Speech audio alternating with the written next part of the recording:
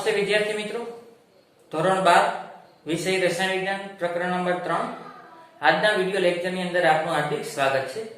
એક ટોપિક છે સાંદ્રતા કોષ, જે એનસીઈઆરટી ની બુકમાં આપેલો નથી પરંતુ એમસીક્યુ ની અંદર ઘણી વખત હોય છે। સાંદ્રતા કોષ, કોન્સન્ટ્રેશન સેલ, સાંદ્રતા કોષ।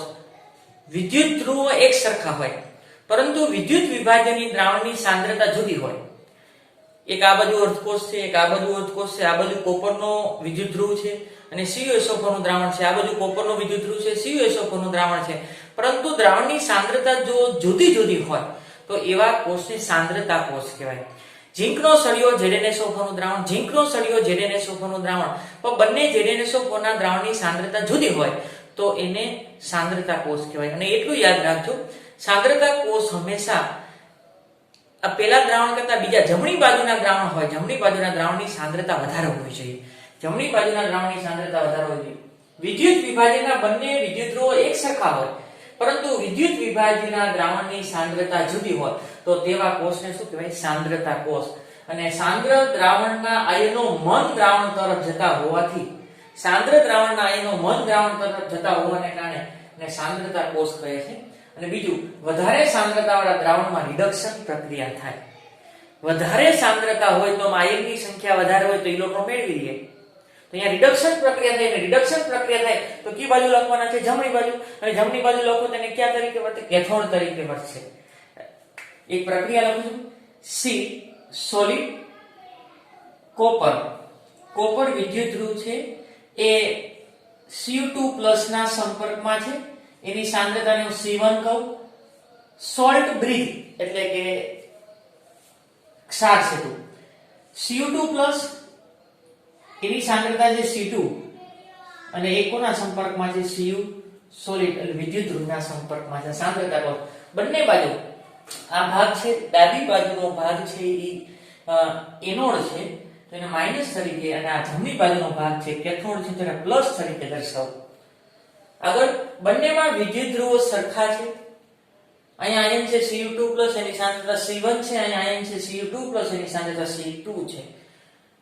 વધારે સાંદ્રતા C1 કરતા C2 ની સાંદ્રતા વધારે છે, C1 કરતા C2 ની સાંદ્રતા વધારે રાખવાની છે। C1 કરતા C2 ની સાંદ્રતા વધારે છે, બસ આની સાંદ્રતા વધારે હોય ને ઇલેક્ટ્રોન મેળવે, મેળવીને શેમાં રૂપાંતર થાય? Cu2+। આની જેની સાંદ્રતા વધારે છે એનું રિડક્શન થશે, એને હંમેશા તમારે જમણી બાજુ રાખવાનો છે, એને હંમેશા ક્યાં રાખશો? જમણી બાજુ રાખશો, તો જ કોષનો પોટેન્શિયલ ધન મળશે। અને કોષનો પોટેન્શિયલ ધન મળે તો પ્રક્રિયા આપમેળે થતી હોય, અને ઋણ મળે તો પ્રક્રિયા આપમેળે ન થતી હોય। તો એનો અર્થ એવો, જે વાસ્તવમાં એનોડ તરીકે ધારેલો છે તે કેથોડ તરીકે હોવો જોઈએ, અને કેથોડ તરીકે ધારેલો છે ને તે એનોડ તરીકે હોવો જોઈએ। જો કોષ પ્રક્રિયાને આપમેળે કરાવી હોય તો વધારે સાંદ્રતાવાળા દ્રાવણને હંમેશા કઈ બાજુ રાખવા? જમણી બાજુ। ત્યાં કઈ પ્રક્રિયા થશે? રિડક્શન। અને ક્યાં તરીકે વધશે? કેથોડ તરીકે। C1 કરતા C2 ની સાંદ્રતા વધારે છે। આગળ નટ્સ સમીકરણ લખું, નટ્સ સમીકરણ શું હતું?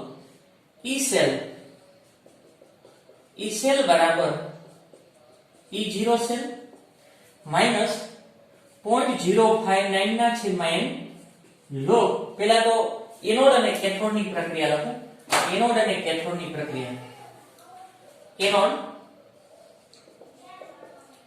એનોડ ઉપર ઓક્સિડેશન થશે, કોનું રૂપાંતર કેમાં થાય છે? સોલિડ છે, કોપર સોલિડ, એનું રૂપાંતર થાય છે Cu2+, સાંદ્રતા છે C1 પ્લસ 2 ઇલેક્ટ્રોન ગુમાવ્યા।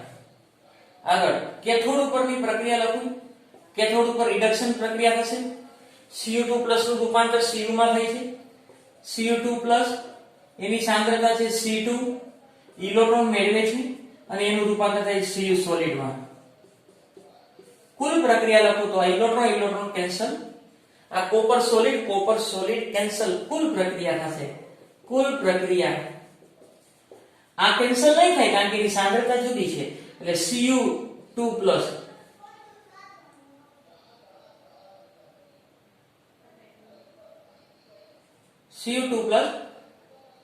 એની સાંદ્રતા છે C2, એનું રૂપાંતર થાય છે Cu2+, સાંદ્રતા C1। નળ સમીકરણ લખું, શું થાય નટ સમીકરણ E સેલ બરાબર E0 સેલ માઈનસ 0.059 ના છેદમાં n log નિપજની સાંદ્રતાના છેદમાં પ્રક્રિયકની સાંદ્રતા.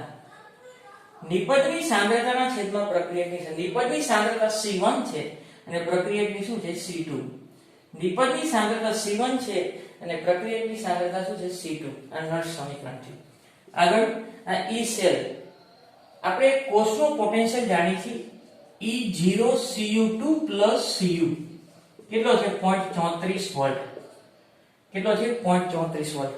તો આપણે આ મેળવી શકાય કઈ રીતે E સેલ E0 સેલ બરાબર E0 reduction cathode minus E0 reduction anode. E0 cathode E0 minus E0 reduction anode. તો E0 કેથોડ ઉપરની રિડક્શન પ્રક્રિયા કેથોડ Cu2 નું રૂપાંતર Cu માં થાય છે. Cu2 નું રૂપાંતર Cu માં થાય છે. અહીંયા E0 એનોડ ઉપર તો Cu2 નું રૂપાંતર Cu નું રૂપાંતર Cu2 માં થાય છે. પણ આપણે રિડક્શન પોટેન્શિયલ જોતો છે તો આવું લખવું પડે Cu2 નું રૂપાંતર Cu. હાલો બંને રિડક્શન પોટેન્શિયલ જ છે. હાલો કોપરનો રિડક્શન પોટેન્શિયલ 34 અને આનો રિડક્શન પોટેન્શિયલ જ છે 0.34 પણ વિરુદ્ધ ચિહ્ન છે તો 0 0 થાય.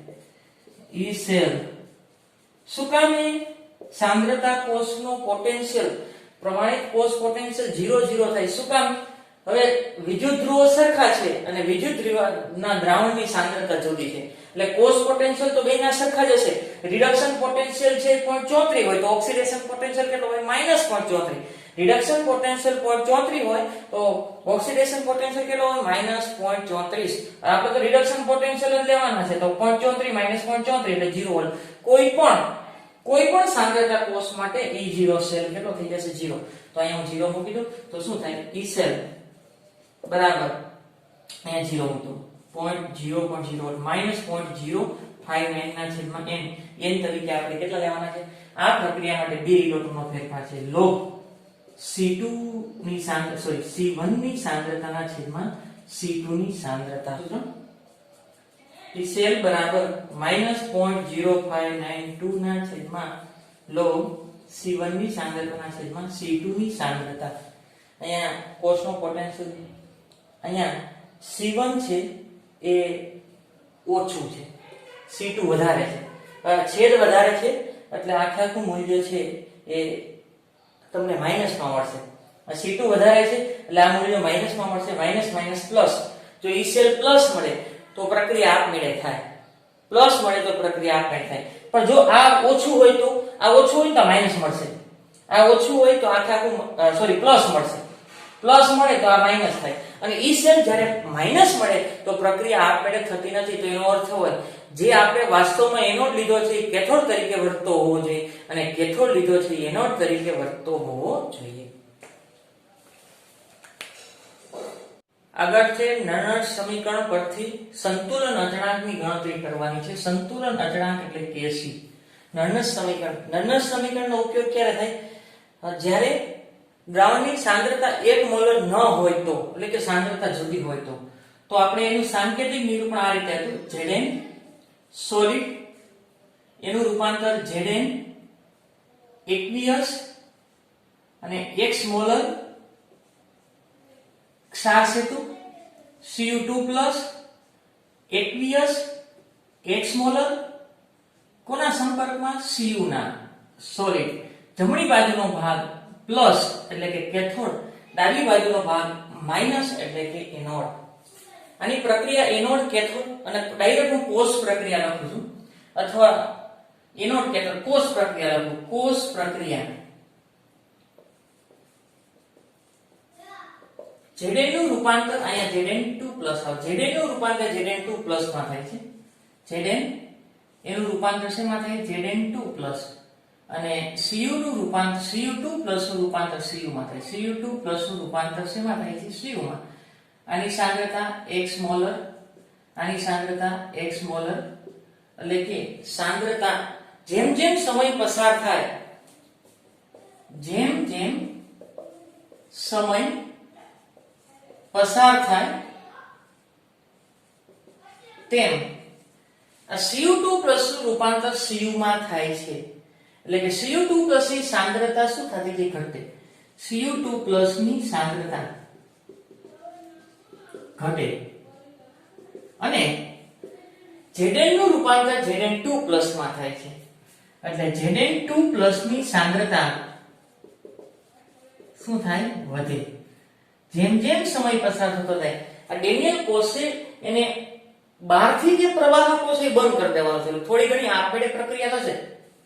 Zn નું રૂપાંતર શેમાં થાય, Zn2 જેમ જેમ સમય પસાર થતો જાય Zn2 ની સાંદ્રતા વધશે અને Cu2 નું રૂપાંતર Cu માં થાય છે, એટલે Cu ની સાંદ્રતા ઘટશે. આગળ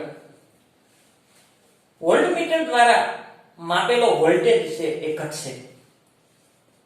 વોલ્ટમીટર દ્વારા માપેલ વોલ્ટેજ શું થાય, ઘટે છે. થોડા સમય પછી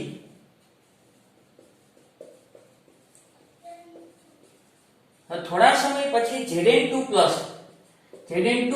અને Cu2 ની સાંદ્રતામાં ફેરફાર થતો નથી, ત્યારે વોલ્ટમીટર દ્વારા માપેલો પોટેન્શિયલ 0 મળે. ત્યારે વોલ્ટમીટર દ્વારા માપેલ વોલ્ટેજ કેવો મળશે, 0. એટલે કે E સેલ કારણ કે બિન પ્રમાણિક નળ સમીકરણ માટે છે E0 સેલ ને E સેલ 0.0 વોલ્ટ થાય. આ સ્થિતિને સંતુલન સ્થિતિ કહેવાય. આ સ્થિતિને શું કહેવાય, સંતુલન સ્થિતિ. ફરીથી જેમ જેમ કોષ આગળ વધતો જશે, સમય પસાર થતો જશે, Zn નું રૂપાંતર Zn2 માં થાય છે, એટલે Zn2 ની સાંદ્રતા વધતી જશે. Cu2 નું રૂપાંતર Cu માં થાય છે, એટલે Cu2 ની સાંદ્રતા ઘટતી જશે. અને તમે વોલ્ટમીટર જોડેલું હશે તો અને સાચું પોટેન્શિયલ માપવું હોય તો પોટેન્શિયોમીટર જોડેલું હશે તો તેના દ્વારા માપેલો વોલ્ટેજ ધીરે ધીરે ઘટતો થાય. પણ જ્યારે સાંદ્રતા એક સમય એવો આવે કે સાંદ્રતા બદલાતી બંધ થાય, ત્યારે વોલ્ટમીટર દ્વારા માપેલો પોટેન્શિયલ 0 મળે અને આ સ્થિતિને શું કહેવાય, સંતુલન સ્થિતિ. અને સંતુલન સ્થિતિ એ નળ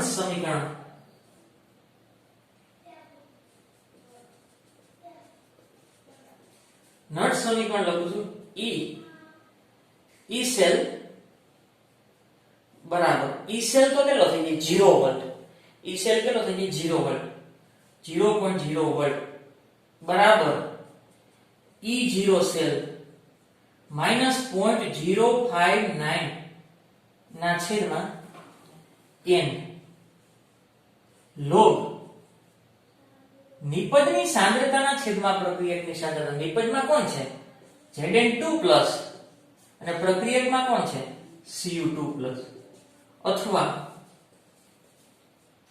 હવે E સેલ 0 છે, ચલો આપણે આવું લખતા હતા પહેલા, E સેલ બરાબર E0 સેલ -0.059 ના છેદમાં n log નિપજની સાંદ્રતાના છેદમાં પ્રક્રિયકની કરે Zn2 ની સાંદ્રતાના છેદમાં Cu2 ની સાંદ્રતા.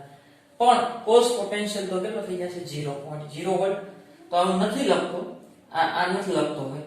હવે આને હું આ બાજુ લઈ લઉં તો આવું થશે.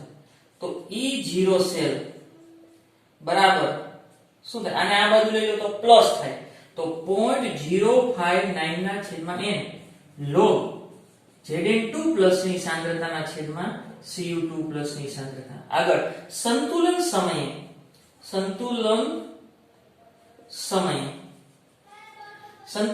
આવું લખી શકાય, Zn2 ની સાંદ્રતા અને Cu2 ની સાંદ્રતા, એટલે કે સાંદ્રતામાં ફેરફાર થતો નથી ત્યારે નિપજની સાંદ્રતાના છેદમાં પ્રક્રિયકની સાંદ્રતા બરાબર Kc લખી શકાય. નિપજની સાંદ્રતાના છેદમાં પ્રક્રિયકની સાંદ્રતા બરાબર શું લખી શકાય, Kc. જ્યાં Kc ને શું કહેવાય, સંતુલન અચળાંક.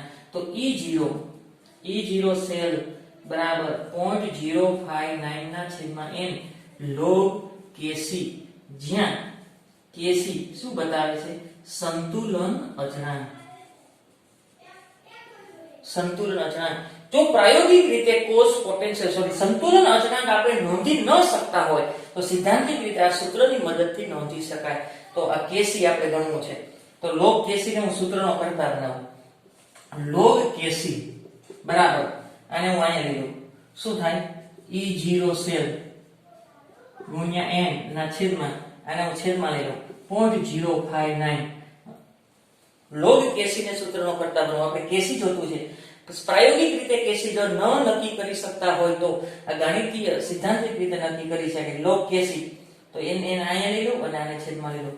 આગળ ડેનિયલ કોષ દ્વારા કોષનો પોટેન્શિયલ આપણને 1.1 વોલ્ટ મળે છે. એમ ઇલેક્ટ્રોનનો ફેરફાર આમાં ઇલેક્ટ્રોનનો ફેરફાર 2 થાય છે અને 0.059 અને અહીંયા log કેસી ની આટલાની કિંમત આવશે 37.288. હવે આગળ આ કેસી ગણવું છે તો કેસી બરાબર અહીં log દૂર કરું તો સામેની બાજુ એન્ટી log 37.288.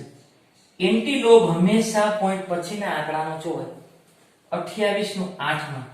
એન્ટી log હંમેશા પોઈન્ટ પછીના આંકડાનો જોવે 28/8 માં એટલે 1941 મળશે અને એક આંકડા પછી પોઈન્ટ અને પોઈન્ટ ની આગળ જે હોય ને એને ઘાતમાં એટલે કે 1037 ઘાત અથવા આવું પણ લખી શકો 2 ગુણ્યા 1037 ઘાત કે 1.94 એટલે 2 લખી શકાય. આગળ હવે ડાયરેક્ટ આ તો કેસી કોના માટે મળ્યું? આ કેસી તો કોના માટે મળ્યું? ડેનિયલ કોષ માટે. પણ અન્ય કોષ માટે કેસી જોતો હોય તો સામાન્ય રીતે કેસી આવે log કેસી બરાબર શું થાય E0 સેલ into n ના છેદમાં 0.059. જે કોષ આપેલો હોય એનો પ્રમાણિત કોષ પોટેન્શિયલ મૂકવાનો અને એમાં રહેલા ઇલેક્ટ્રોનની ફેરફાર ના into 0.059. આ કેસી ક્યારે કામમાં? જો તમે પ્રાયોગિક રીતે સંતુલન અચળાંક મેળવી શકતા નથી અને જો તમે કોષ પોટેન્શિયલ જાણતા હોય પ્રમાણિત કોષ potential cathode reduction potential minus anode reduction potential એટલે E સેલ જાણતા હોય તો સરળતાથી કેસી ગણી શકાય.